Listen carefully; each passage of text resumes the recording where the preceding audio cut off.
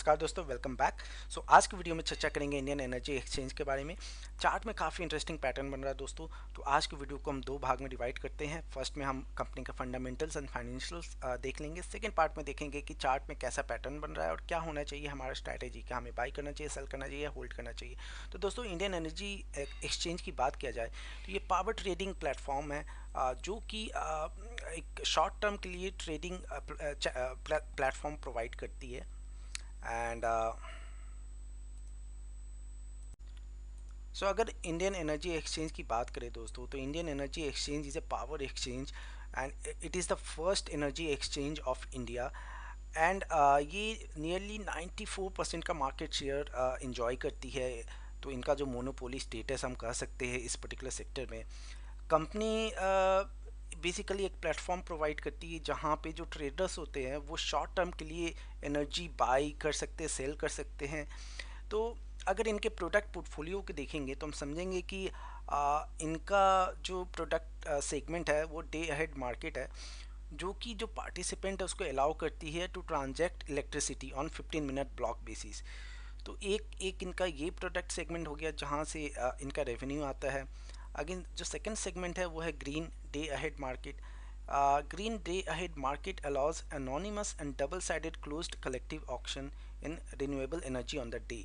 तो सेम जो इनका इलेक्ट्रिसिटी में होता है, सेम वही जो natural and renewable energy source से जो भी इलेक्ट्रिसिटी जनरेट होती है, जैसे हाइड्रो से हो गई या सोलर से होगी, तो उसके लिए भी बायर्स एंड सेलर्स को कनेक्ट करती है, एक प्लेटफॉर्म प्रोवाइड करती है जहां बायर्स एनर्जी को बाय एंड सेल कर सकते हैं। रिन्यूएबल एनर्जी सर्टिफिकेट की बात करें दोस्तों, तो आरईसी सर्टिफिकेट बाय करते हैं।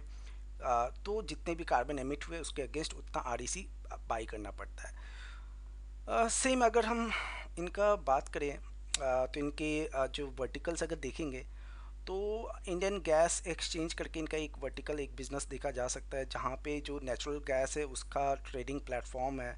Same goes for Indian carbon exchange. तो इन्होंने रिसेंटली एक ICX करके एक इंडियन कार्बन एक्सचेंज ओपन किया है, जहाँ पे जो भी कार्बन रिलेटेड जो बिडिंग होगा, बाय एंड सेल होगा, वो वहाँ पे होगा।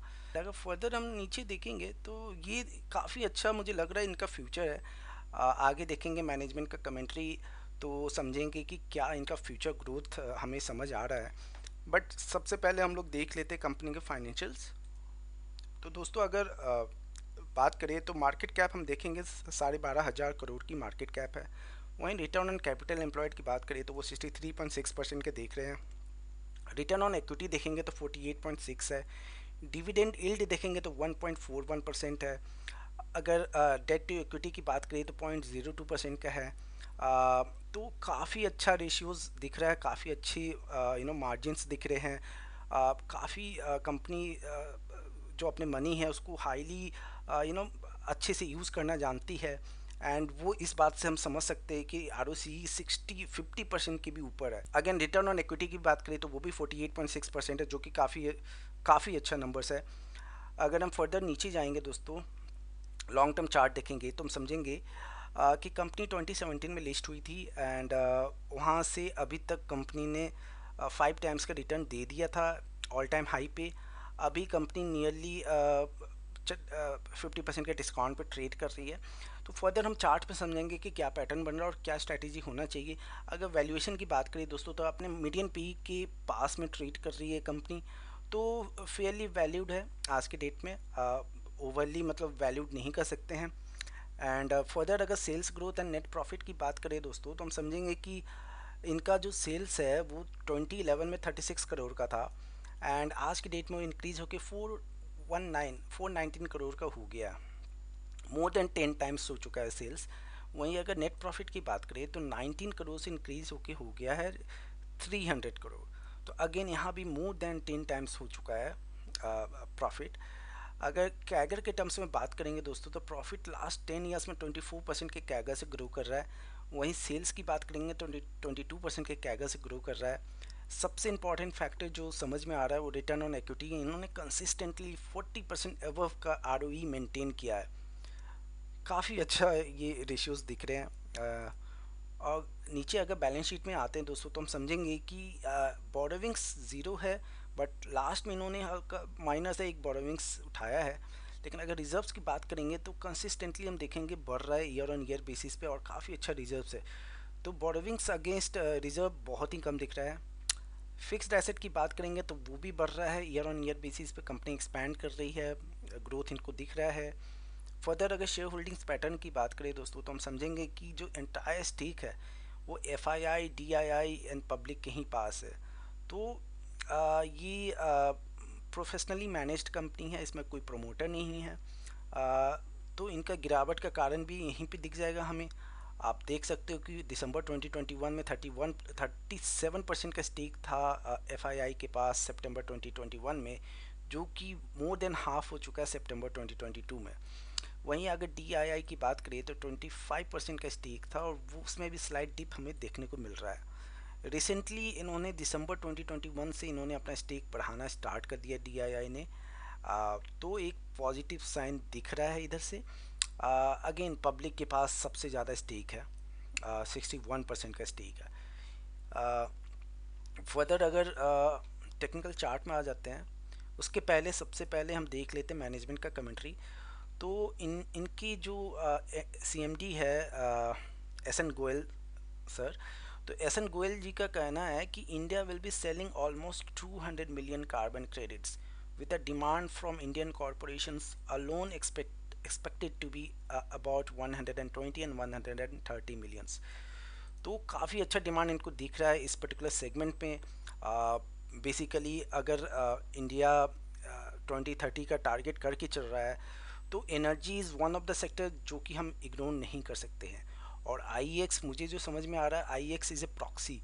अगर किसी को एनर्जी सेक्टर में इन्वॉल्व ट्रेड करना है या इन्वेस्ट करना है, तो IEX is one of the best platform या बेस्ट स्टॉक, जो कि काइंड ऑफ लाइक एक पावर कंपनी नहीं है, बट एक प्लेटफॉर्म प्रोवाइड करती है जहाँ पे पावर कंपनीज इंटरेक्ट करती है एक दूसरे से बाय एंड सेल में, ट्रांजैक्शन करने में।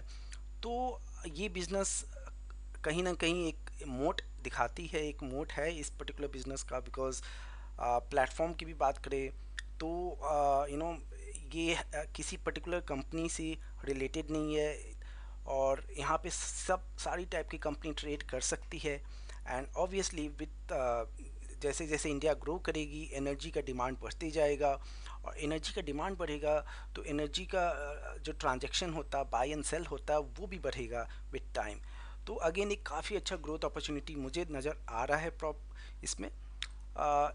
एक जो रिस्की फैक्टर वो ये नज़र आ रहा है कि जो अगर स्टेक देखेंगे वो FII, DII एंड पब्लिक के ही पास है। एंड अगर पब्लिक के पास ज़्यादा स्टेक रहता है तो वो एक स्टेबल हैंड नहीं होता दोस्तों। But again professionally managed company की बात करें तो हम समझेंगे कि ITC में भी सेम यही है कि प्रमोटर उसमें नहीं देखने को मिलेगा। LNT भी अगर बात करेंगे तो वो भी प्रोफेशनली मैनेज्ड कंपनी है, बट अगेन इन्होंने भी अच्छा रिटर्न दिया है ओवर टाइम। अब अगर IEX की बात करें चार्ट पे, तो चार्ट में हम देखेंगे कि ये जो पैटर्न हम यहाँ से देख रहे हैं दोस्तों, आप देखोगे 2017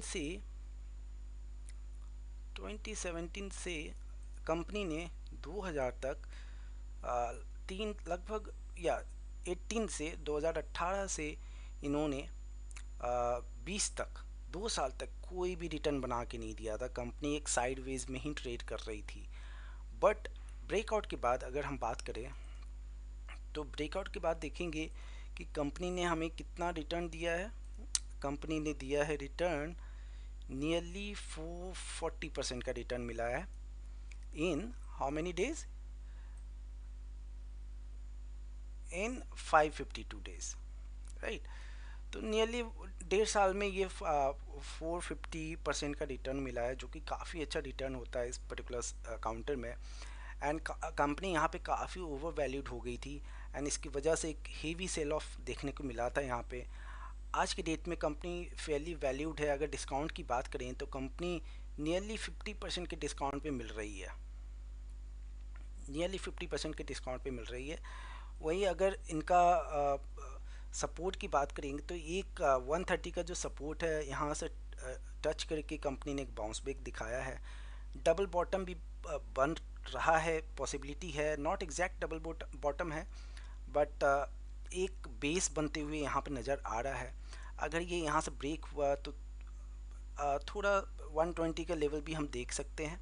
बट अगेन एक जो लॉन्ग टर्म जो टारगेट दिख रहा है दोस्तों, वो 108% का यहाँ से टारगेट दिख रहा है ऑल टाइम हाई तक। एंड प्रॉफिट ग्रोथ भी देखेंगे तो कंसिस्टेंटली बढ़ रहा है।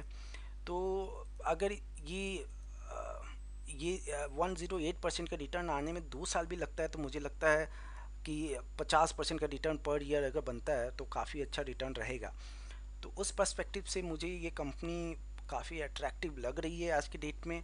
अगेन एक मोनोपोली स्टेटस भी है इस कंपनी का, और अच्छा खासा इन्होंने आरओई मेंटेन किया है। इनका जो ट्रैक रिकॉर्ड है लास्ट 10 ईयर्स का, काफ़ी स्ट्रॉन्ग दिख रहा है। इन्होंने मेंटेन किया हुआ है 45% का रिटर्न ऑन इक्विटी, जो कि कमेंडेबल है। इनफैक्ट अगर प्रॉफिट ग्रोथ की भी बात करेंगे तो अगेन यहाँ पे भी देख सकते हैं लास्ट 24% का इन्होंने कैगर के टर्म्स में मेंटेन किया, जो कि काफ़ी अच्छा पॉजिटिव साइन है इस कंपनी का। Management is also very strong, और कोई डिपेंडेंसी नहीं है किसी पर्टिकुलर कंपनी में। तो प्लेटफॉर्म इंडिपेंडेंट कंपनी है। तो या तो इस ये सारे फैक्टर्स को देखते हुए मुझे ये काफ़ी अच्छा बार्गेन हो सकता है भाई। एंड अगर पेशेंस है किसी के पास तो ही इन्वेस्ट करे, बिकॉज ऑब्वियस बात है एक बार में ये बाउंस बैक ना हो सकता है यहाँ पे कंसोलिडेट हो for some time, and then एक प्रॉपर आपको यहाँ पे मे बी कप पैटर्न बनते हुए दिखे। तो या जिसके पास पेशेंस है, मुझे लगता है 2 साल में ये आ जाना चाहिए। 2 साल में 50% पर ईयर का रिटर्न है तो बहुत अच्छा रहेगा। Again this is just my opinion guys, and it is meant for educational purpose only. तो आप अपना रिसर्च एंड स्टडी करने के बाद ही इन्वेस्टमेंट करें। मेरा जो व्यूज़ है that is just meant for educational purpose. I hope ये व्यू आपको पसंद आया होगा। अगर चैनल में नए हो तो चैनल को सब्सक्राइब जरूर करें। वीडियो अच्छा लगा हो तो लाइक भी ज़रूर करें। मिलते हैं नेक्स्ट वीडियो में दोस्तों, तब तक के लिए बाय।